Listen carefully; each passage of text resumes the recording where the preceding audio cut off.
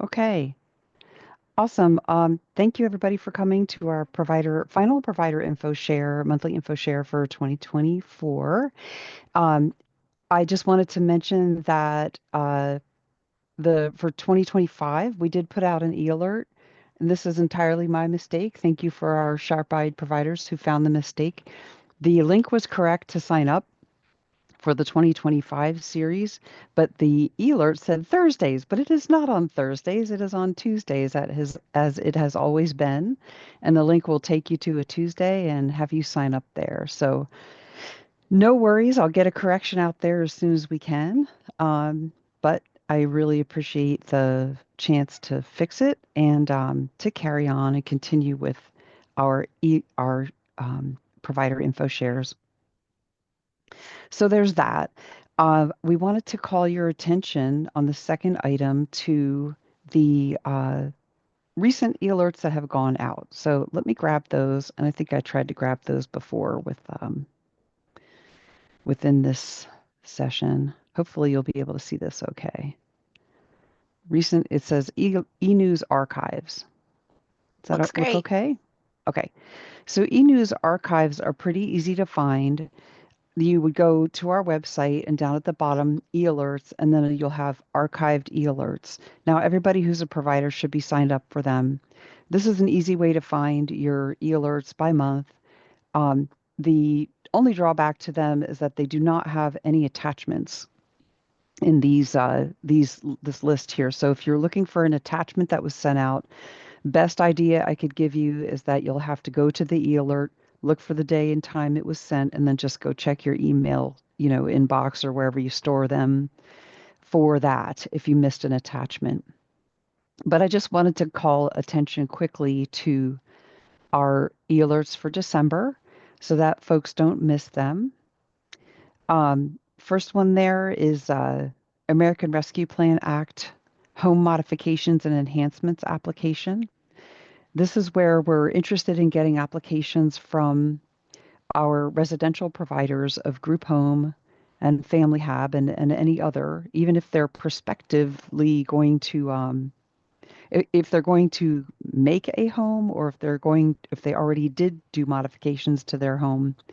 Now, you know that group homes aren't eligible for E-mods. Family hab homes are, but we're talking about enhancements and modifications that are we're interested in getting ideas to creatively serve people who experience the need for profound supports or pervasive supports. So, if there's an idea that you have that would, of course, take into account our settings rules and all of the civil rights that people enjoy as the person living in Alaska, living in the US, and they need certain supports to be safe and healthy in a home, we would welcome that as on an application, explain that in an application for this funding. So I won't go into it past that, but just encourage our home providers to click on that and learn more about it. It did have attachments, so you'll have to go back to your email to find the attachments on that one. Second one here is a letter to waiver recipients about care coordination contacts. That went out to our recipients in sort of waves or stages, if you will. We have many recipients, and it took a while to get everybody up to speed or get a letter in the mail to everybody, but they were recently done. And this is a plain language letter that describes what care coordinators do in terms of contacts and visits, what that looks like, what that'll be like or should be like at the present time for the person and family to understand. This is certainly not the first time that SDS has written letters directly to people we serve. We're highly interested in involving people we serve in the processes that the state oversees. So, because there were so many changes over the COVID era and regulation changes too, we were getting a lot of questions from people who didn't really know what their care coordinator would be doing or should be doing or had been doing. So, we issued a clarifying letter. And that's okay for anyone to share with a client.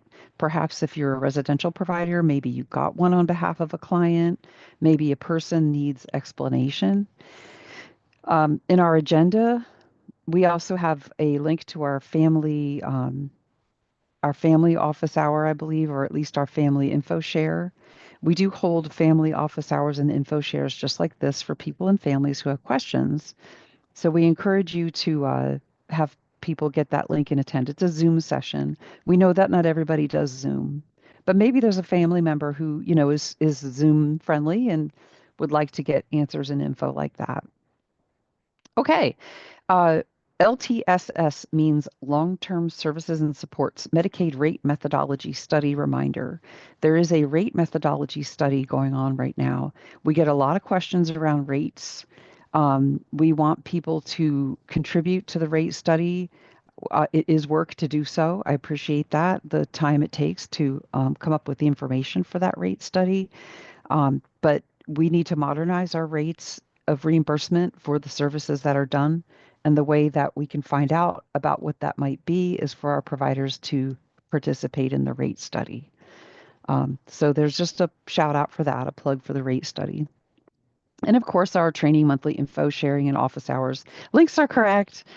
Provider office hours are actually Tuesdays, not Thursdays. And that as far as we got for the month of December. And I'm hoping that this information helps you. So I'm going to stop sharing that.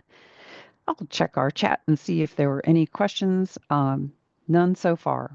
And so Okay. far, All right. No worries. Let me share our agenda again, and we'll take a look at, let me move it so it's not so odd when I open it as a shared thing. Well, let me give it a try.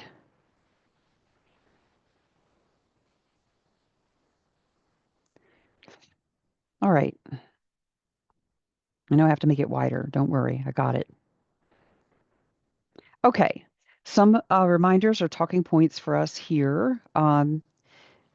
Registering your business. Team, you'll probably have to help me out a little bit. I think people are getting notices about business registration.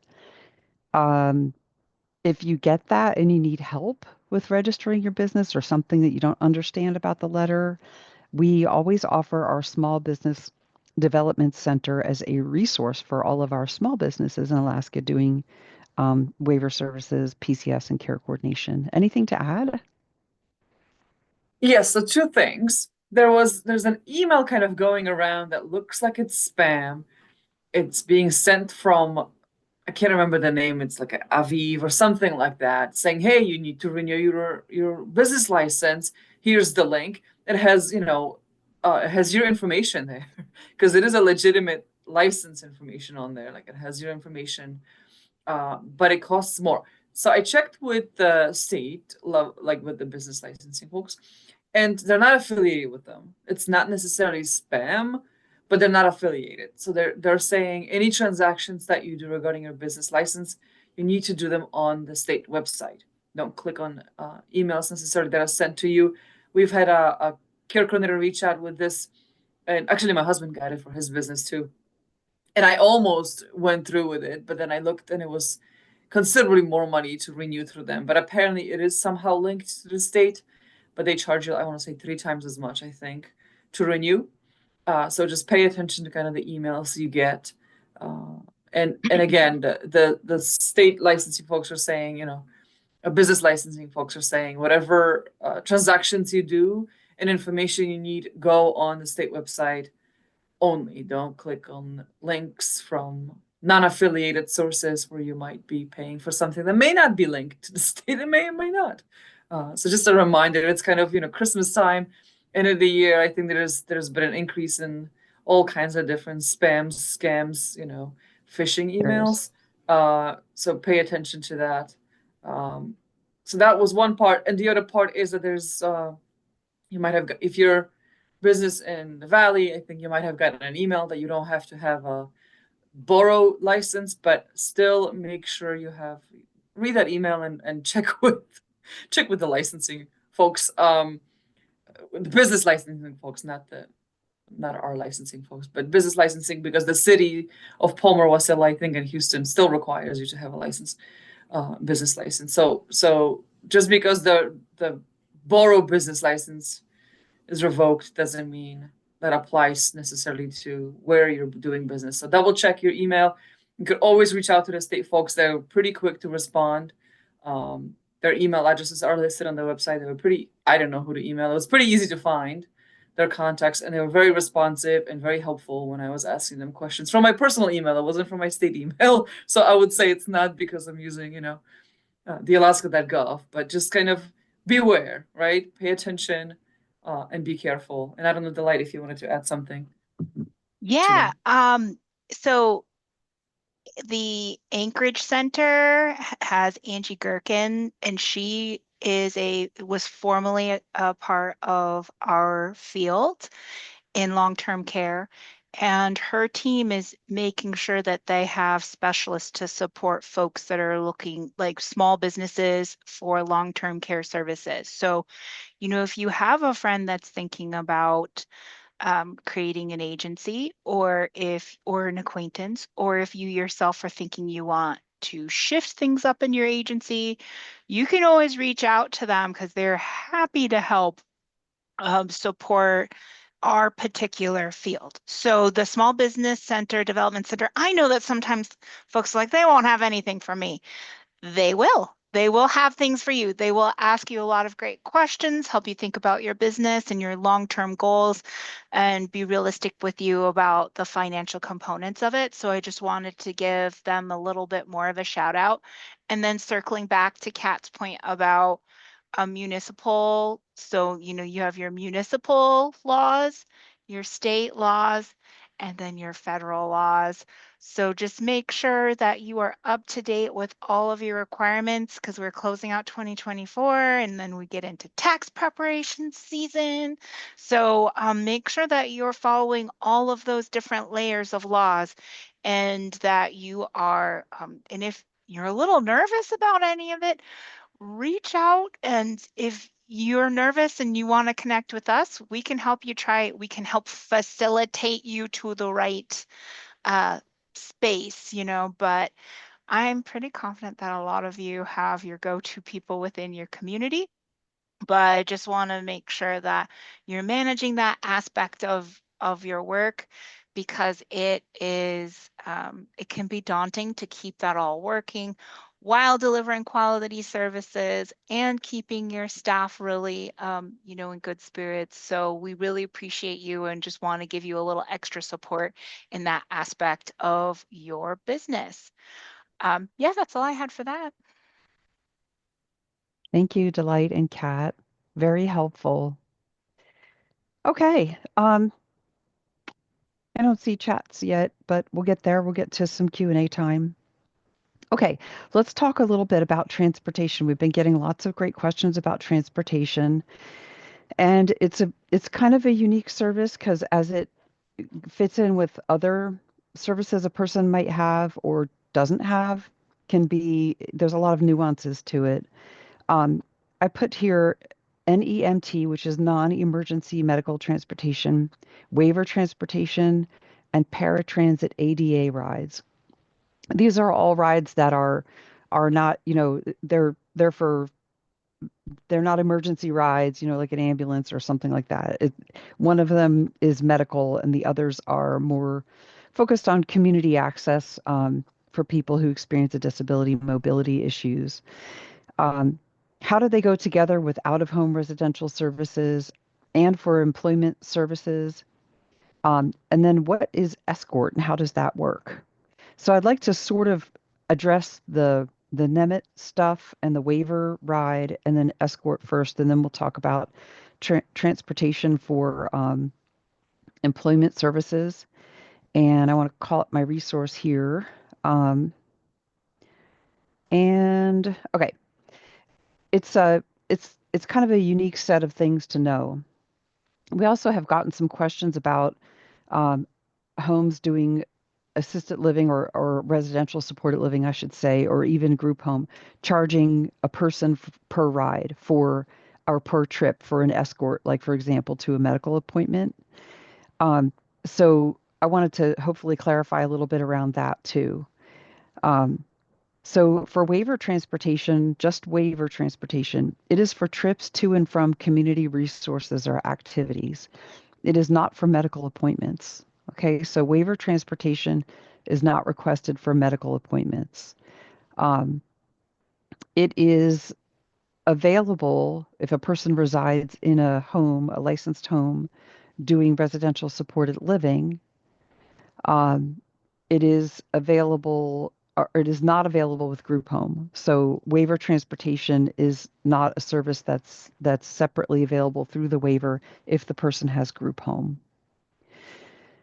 So there's one nuance right there.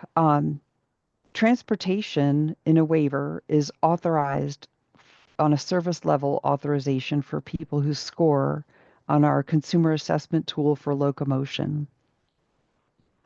The reimbursement goes to the transportation agency for a second person in the vehicle occupying a seat in the vehicle for help during the ride. The actual person doing that escorting can be anyone except an employee of the transportation agency. So it's really just regulation doesn't specify exactly who, except not an employee of the transportation agency. Um, for medical appointments, there is non-emergency medical transportation. That's scheduled by the medical provider. A care coordinator, the person, and the home providers don't schedule these. If the person needs an escort during that ride to their medical appointment, the medical provider will also help arrange that.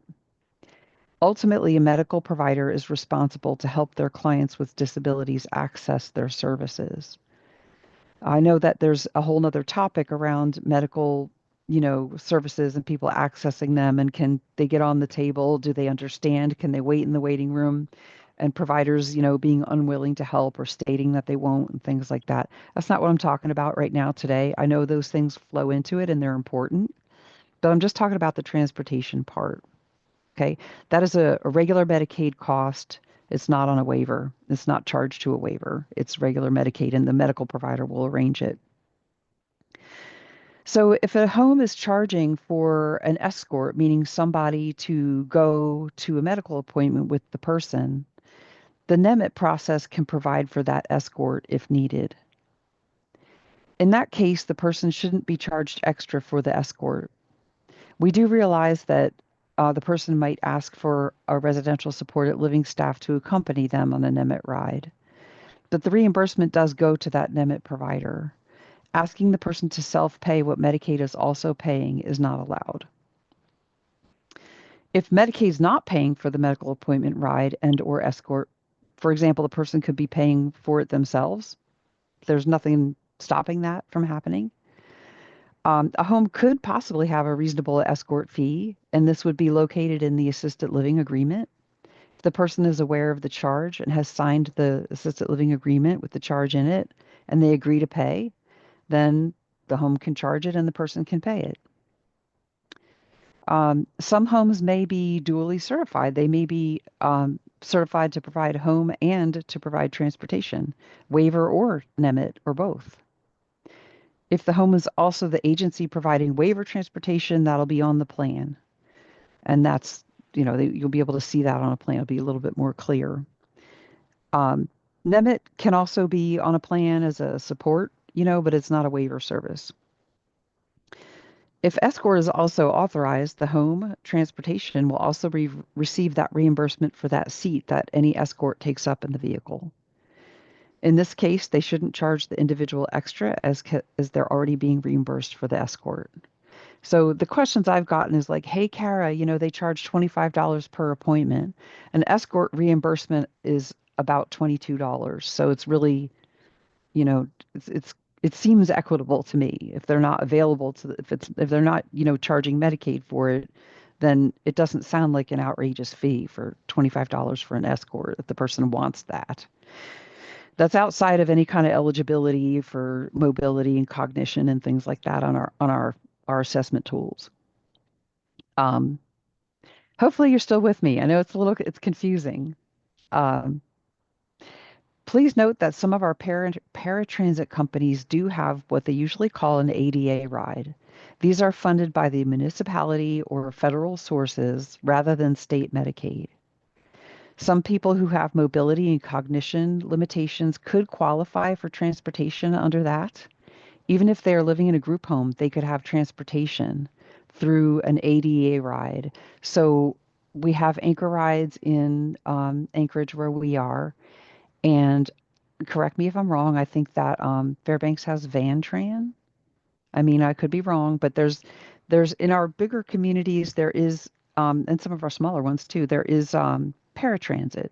So paratransit usually has a separate funding for their customers who experience disabilities to access rides. It's just another thought for how people could get around. Um, so let's talk about, let me see if I have any questions in our chat. If so, great. If not, that's okay too. No There's nothing. questions yet. No. Yeah, no Okay, questions yeah, yet. that's okay. So for employment and transportation in general, I feel like I've given a couple options to think around that for people. Um, your your only service that includes transportation in our reg is day habilitation. That's transportation to and from the community event or community, like not event, but the community resource they're accessing. Our reimbursement rates are different for group home versus RSL. And so those were developed back in the day. Go back to the rate study. We just talked about that. And people say, hey, Kara, those rates aren't high enough. Please participate in the rate study so that everyone can be better accommodated to live life as they choose with supports that they direct. So that's what I would circle back to in terms of, it's not enough. But our group home reimbursement is higher because when it was developed with the thought of being community inclusion and some transportation around that. Because people usually don't have resources for transportation as an adult living in a group home. You're going to need some help. You're going to at least need some help preparing for things. So this brings me to employment services. Employment services, they do not include transportation unless there is in the plan, if it's approved in the plan, because there's absolutely no other way for the person to get to work. Okay, so the team needs to explore ways to get the person to work, including public transportation, including any other form of transportation that people would normally access to get to work. The idea is that you're supposed to go to work, get to work, ride the bus, that type of thing. We do see plans where there is transportation for part of the year because, like, if it's winter and the person shouldn't really be waiting out in public transportation, they need more door-to-door service, like for a transportation, like a paratransit that does door-to-door. Sometimes we see that kind of arrangement for people. In that case, they'd be using the ADA ride for that.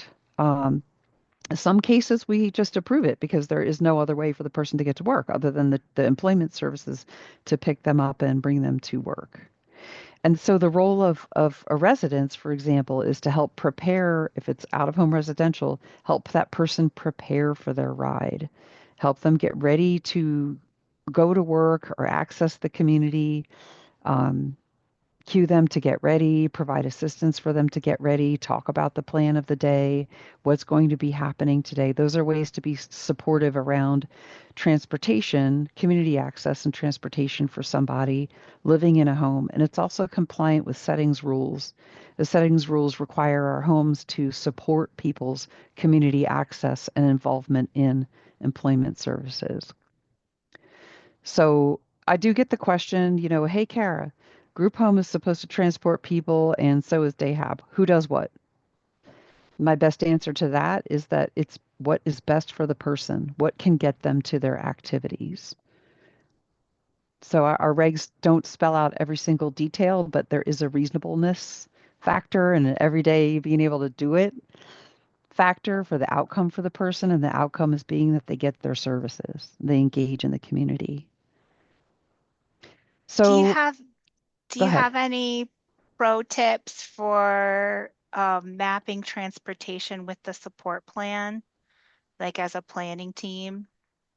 I think that, Um, well, yeah, I think that if a team can explore their options for transportation, I would start with the person. You know, what do they see? How do they want to get to work? What do they see happening? What I mean, I know that there's some logistics around our paratransits because a lot of times they want to pick up the person within the hour of the targeted time or within 15 minutes of the targeted time. And sometimes that creates a lot of sort of snafus because the person may not be ready. The paratransit may come earlier than anticipated, and then they're not ready, and then they miss the ride, and then they get sort of dinged if they miss the ride. There's a lot of nuances to that that I would really just really make sure people are aware of the rules of that paratransit and just evaluate what's open to them. The paratransit will offer door-to-door service, but they won't wait in a waiting area for people. For example, if they have to be to work at 9 o'clock, and the paratransit picks them up at 8:15 and drops them off at 8:45, they need to wait outside until the workplace opens. There isn't they're not going to wait with the person. And those types of situations, I would probably talk it out and make sure that there's different there's a safe option for a person to access the transportation and the location. I don't know if that's helpful. It sounds like it's yeah. confusing, but Well, no, it is confusing. it is. What I'm hearing from you is that part of your planning team meeting, they're busy meetings in and of themselves, but there should be a conversation about transportation somewhere in that meeting about making sure people are going out into the community to activities they want to participate in, visiting family, getting to the doctor for those routine annual exams that are so very important. How is that happening? What are the supports that need to happen? Is this something that we can work on in HAB goals? Is this something that we have to kind of dial into a doctor's office? Who's going to run support on that?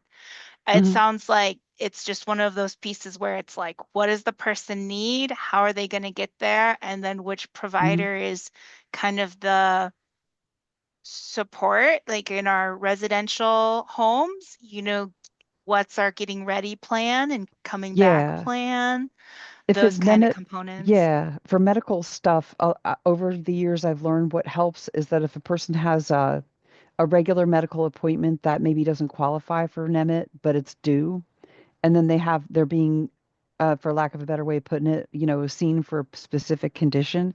If they can get the checkup and the treatment for the condition in the same visit, that helps with the transportation. This is going back to Nemeth stuff. So in that mindset of like, if you can be close to a location where you can get a few things done, whatever choice of transportation is how you're getting there is how you're getting there. But it may be possible to do a couple of things with one transportation.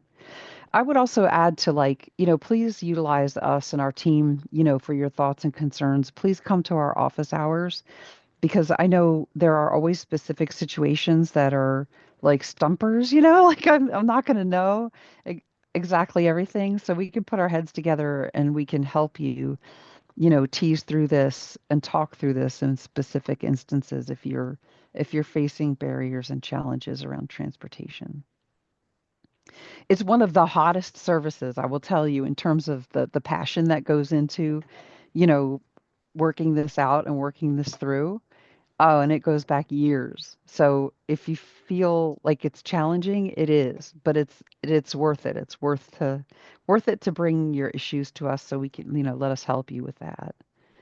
Well, and what they've found just across the board is that rural communities have a true barrier to access to medical resources to all providers. There's an access issue, and a lot of those studies are done rural communities in the lower 48. So like if our state was thrown in there, we would totally throw their studies off the charts because our concepts of access are very unique.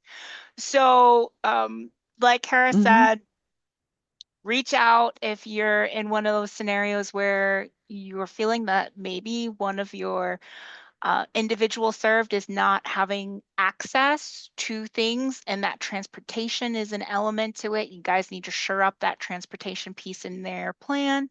We're happy to help. Absolutely. Okay, great.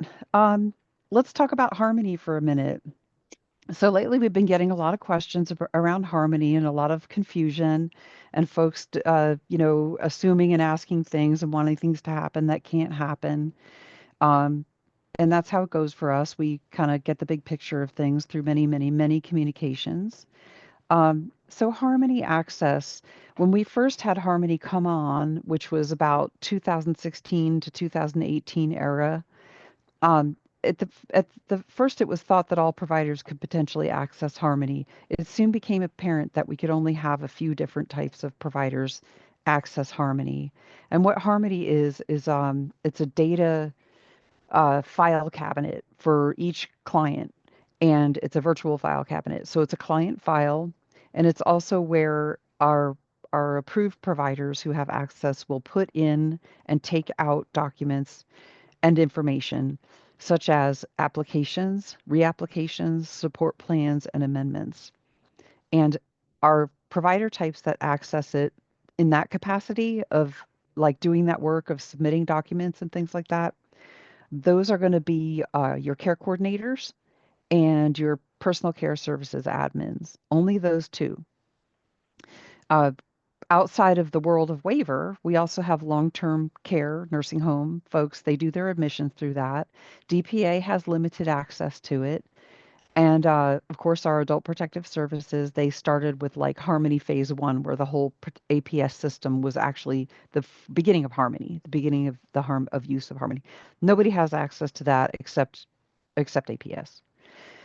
Um, so that being said, we're getting questions around that. Um, a lot of times we hear from care coordinators that a provider that's not doing PCS for that person, or maybe they are doing PCS for that person, they're asking the care coordinator to quote give them access in Harmony to the person. A care coordinator does not give access to providers in Harmony. Um, in in Harmony, you must have tasks assigned in your role. And when I say assigned, it doesn't mean like I'm Kara, your teacher, and I'm giving you an assignment. It's not like that. It's like the only reason is it exists is that you're going to be in there. You're going to submit a support plan. You're going to submit, like an amendment. You're going to submit a reapplication. You're going to submit an application. Those are the basic functions. You're going to submit documents for review. You're going to maintain demographics or something like that in a person's file, like in the example of a care coordinator. Um, that is what the roles are and what they do in Harmony. All other provider types don't have any tasks in Harmony. Waiver provider types, they don't have tasks in Harmony, so there's no business work that they do for clients in Harmony. Um, so a lot of folks know, or maybe you don't know, that I'm also the HIPAA coordinator here at SDS, as well as working with our wonderful training team and our care coordinator liaison. So I'm here to remind us that HIPAA allows permitted access to PHI, which is protected health information, for people with a need to know to do business on the client's behalf, the person's behalf. In Harmony, business means assigned tasks in Harmony, like submitting applications, support plans, and amendments. Business is not looking at files just to look at files because you have access. That is not working on the person's behalf. That's looking at PHI that you don't have access to. I mean, you have access to it because in certain circumstances, but you're not accessing it for business. So it doesn't go with HIPAA. For Harmony or providers who do have PCS access, like a PCS admin, and must do tasks, they must do tasks in Harmony for PCS only. Okay. If that agency also has waiver services, they're doing waiver services for that person. The admin will be able to view all consumers who are with that agency in Harmony. Okay, so if an agency is duly certified for PCS and waiver services, they would potentially be able to see all client files in Harmony that are the clients that are with them That doesn't mean they should look them Right. up. That's what I'm getting to. Viewing pages and files in Harmony is tracked by Harmony and is discoverable in Harmony history. So we can go into the administrative side of Harmony as overall administrators, and we can see who looked at what file when. Viewing pages and outside of the role in any files, anything with PHI outside of the role of what you're doing for that person as a PCS admin or a care coordinator for specific clients, that is business, meaning the submission and the list we just talked about. It's discoverable and can be reported as a HIPAA violation.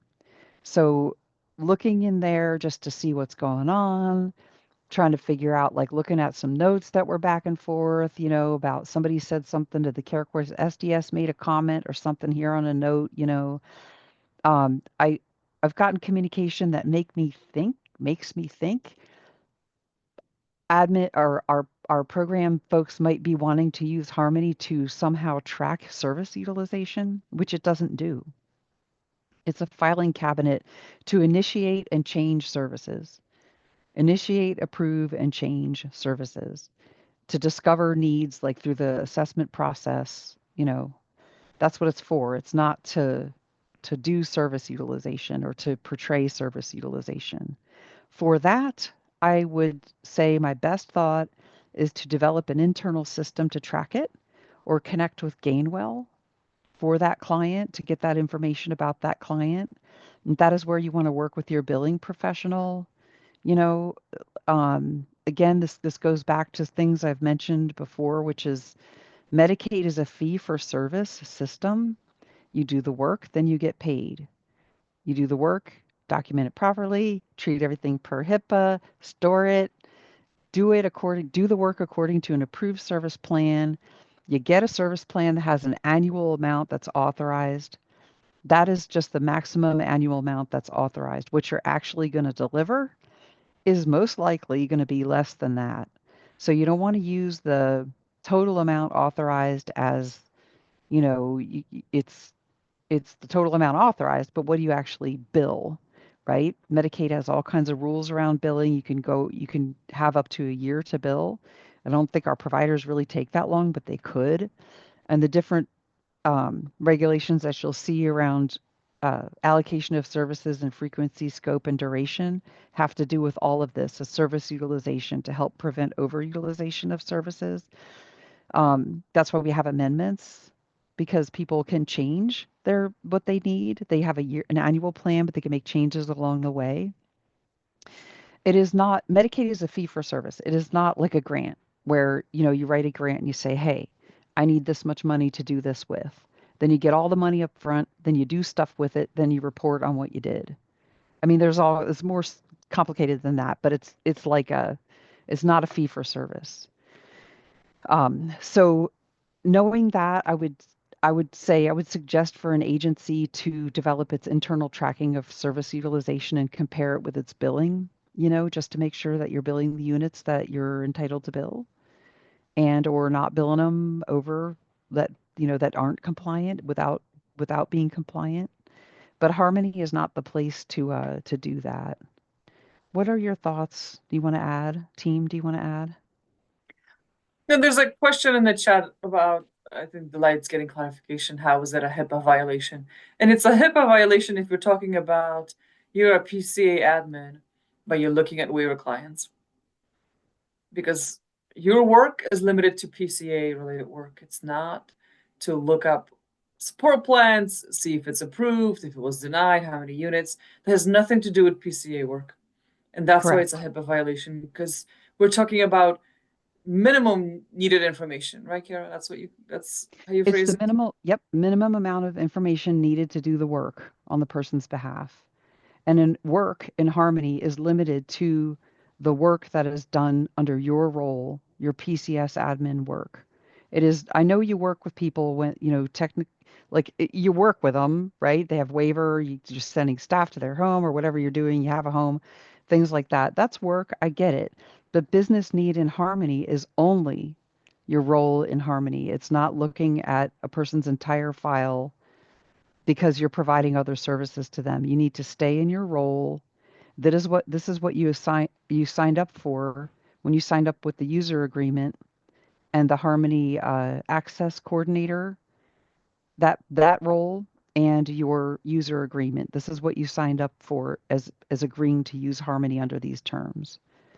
So it's outside of compliance with your Harmony agreement, your user agreement, and it's outside of compliance with HIPAA. So how do you get information that you need? There's other ways to get it. A lot of times work through the care coordinator, ask questions, be a team member. You can work with Gainwell if it's service utilization that you need. If you have questions or concerns about quality or staffing and all those things that you have to do, this is why you should call upon your interdisciplinary team. You could talk you could talk it over with SDS. It's impossible for me to imagine every scenario that you could encounter. I can imagine a lot, but not every single one of them. But viewing Harmony files just because they are open to you is not allowed. You need to stay within your tasks as the approved role that you have in Harmony, the assigned role, I should say. And I can clarify, there's a question, but if the person Mhm. sends an ROI, wouldn't we have access to their information? It's not a breach. There is a difference between a breach and inappropriately disclosing or accessing information. Breaches tend to mean that someone outside of an ROI has somehow infiltrated the information. That could be a lot of different ways. It could be like cyber attacks. It could be social engineering, somebody coming in to your office, looking at your information, accessing physical files, not associated to your agency. That is a breach. Mhm. Inappropriate disclosure of PHI or inappropriate access. So that is like accessing the information. You may be able to access it, but if you do not have a business need to look at it, the laws say it's inappropriate for you to access it. It's like if that it would be inappropriate for me to just search in Harmony random case files without a specific need. I would need to have a reason to do that business, to look something up, to access that information, to look at it. We can't just look at information because we have to protect people's private health information. This is all based on federal laws because people's health information was compromised because the health industry wasn't being careful or mindful in how information was being used or shared. So we're trying to give you all context here that we know you have access to different case records that you do not have a business task associated to. It's how Harmony's been designed. It's We're trying to warn you and tell you it is not appropriate for you to go into those files and try to pull information out that is not related to your business tasks within Harmony. That is our responsibility as HIPAA folks, and as far as like being administrators of these services for the state of Alaska. We want you to understand that we have an obligation to protect people's private health information, and it's really on a need to know basis.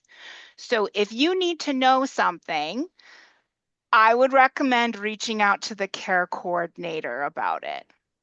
Okay, like that would be if you're a PCS agency and you need to know something about their waiver related services, reach out to the care coordinator. That is an appropriate usage.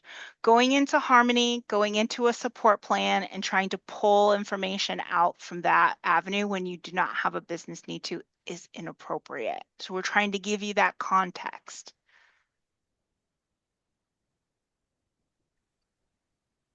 How So, would we make the determination? Oh, go ahead. Sorry. I was just reading from the chat. Go ahead. well, I would say that not being able to pull a waiver support plan that's approved from Harmony and instead having to go to the care coordinator for it, um, and doing a QA report if they don't provide it, that's going to just create an influx of QA reports that don't seem necessary. It just seems very escalatory. And I would also say, as like a person named or a provider agency named on that support plan, like pulling it from Harmony ourselves is a function of our business or related to a business need. I, I'm this sorry, direction is we just have to tell you the rules. Okay. We're like being clear with you about the rules.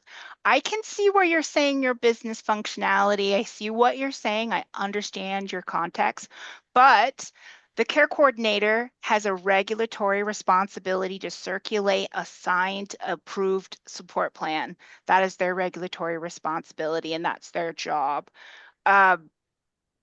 We have concerns because of all of the reasons we just said about protecting people's information, about having different agencies have different levels of access to people's information. And we're trying to remind everyone what the basic HIPAA requirements are.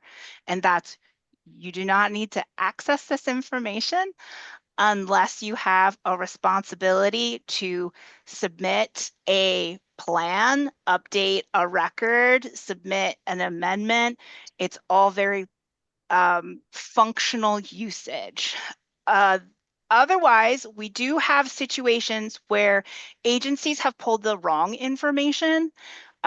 Maybe they've pulled things when it wasn't appropriate to because something wasn't finished. So we're trying to make sure you are aware of what the federal requirements are and what the intended usage is for Harmony. So I get that there is a interest and that there may be a functionality to it that's helpful, but that doesn't make it legal. So just trying to frame it up for you. That's why we're having this conversation, because I get it. You need that information. You want that information. You have access to that information, but we are utilizing this data system.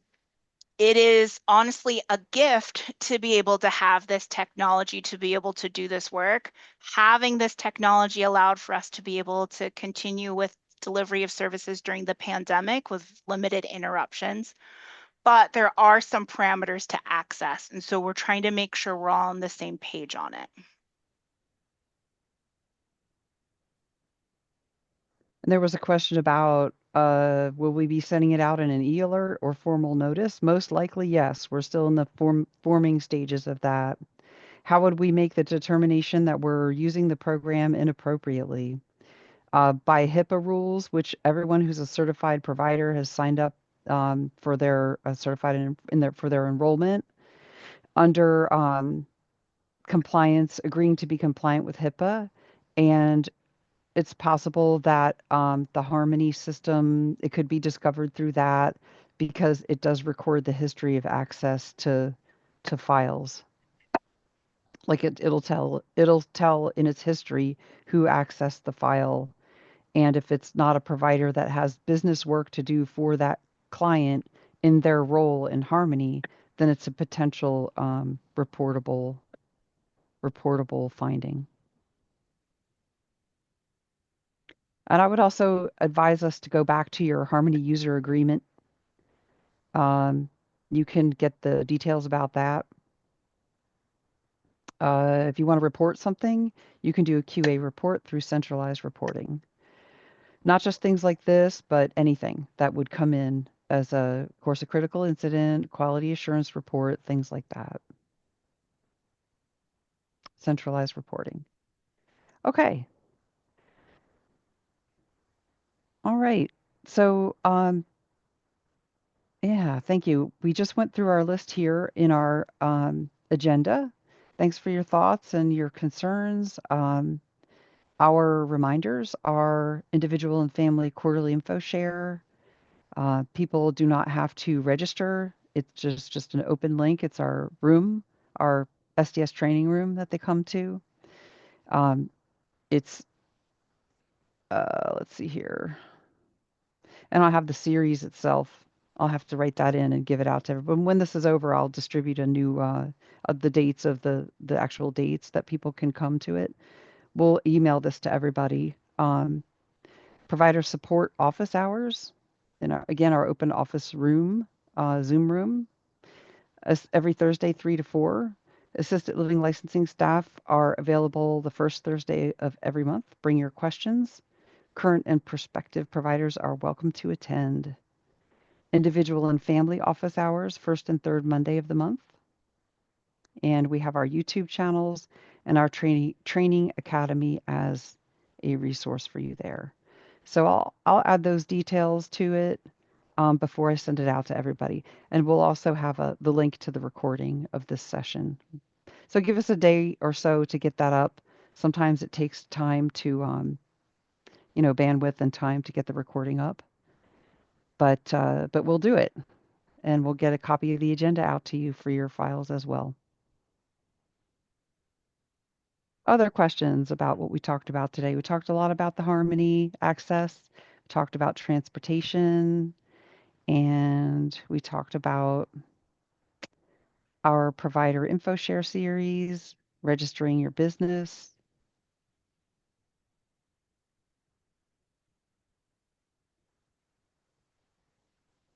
Other thoughts?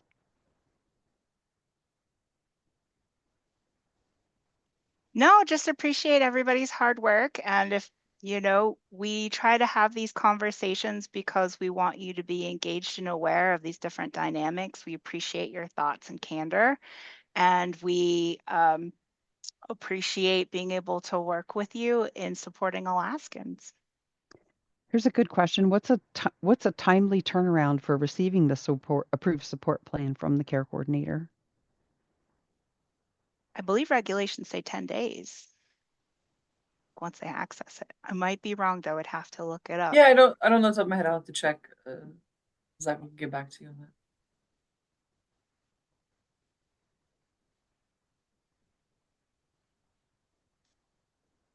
that. Okay. Well, we don't have to stick around for the last 6 minutes. I think we're good. Thank you so much for being here and participating in our December provider info share. Look for our uh, email to come to you with an updated agenda with details and a link to the YouTube channel video for this session. We hope you share the video with folks who couldn't attend and wanted to attend. As always, we welcome your questions and your visits to us in our provider office hours. We're there for you each week. All provider types on Thursdays from 3 to 4, and care coordinators on Thursdays from 8 to 9 a.m. and 3 to 4 p.m. And all provider types, including care coordinators too. If you have an issue that you need us to reach out to you about, we're happy to do that. You can email us at sdstraining@alaska.gov. And if you need a call or a Zoom session outside of those hours, we can arrange for that too. Okay. Well, thanks again, everybody. We'll let you go for now. We hope you have a great holiday season. Enjoy, stay warm, and we will catch you in our next info share in 2025. Thanks again. Goodbye for now.